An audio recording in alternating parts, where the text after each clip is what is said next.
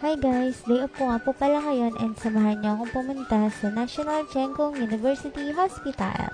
Dito lang po yan sa Tainan. Nilakad ko lang po from Tainan train station.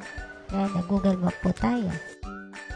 18 minutes lang po pala yan from Tainan train station using Google Map. So, ayun na nga at natatanong ko na ang aking destination. Sa pagdating ko nga pala doon ay nagtanong muna ako sa information.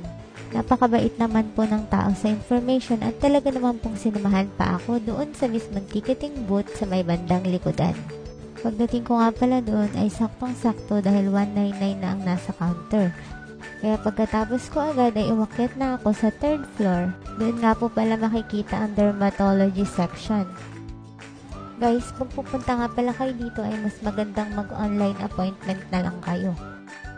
Para less hassle po since limited po yung mga oras natin.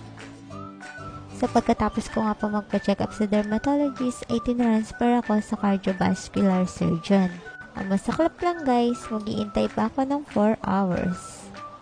Kasi ang starting consultation hours po doon ay 3 p.m. to 4 p.m. Kaya for today's video guys ay magre-read muna tayo ng bag kasi napakatagal po na ipag-iintay natin. Hindi pa naman po ako nagugutom, kaya mamaya na lang po ako kakain. So, ayan nga po pala yung mga laman ng bag ko. Pasensya na kayo at magulo. Ayan, may pabango po ako. Tapos, may susi. Ayan nga po pala yung susi ng e-bike ko. And then,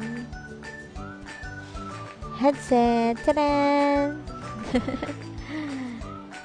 And then, ano pa po yun? Oh, tissue, wet and dry. Tapos, coin purse.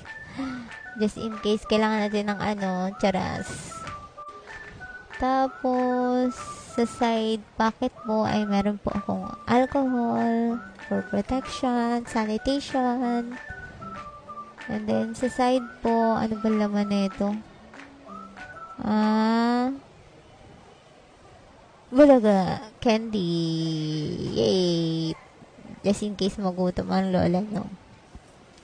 So, ayun na nga guys. Nandito ako, maghihintay ako ng 4 hours. Mamaya na ako bababa sa 2nd floor kasi nasa 3rd floor po ako ngayon. Dito muna tayo magpapalamig. Thank you for watching!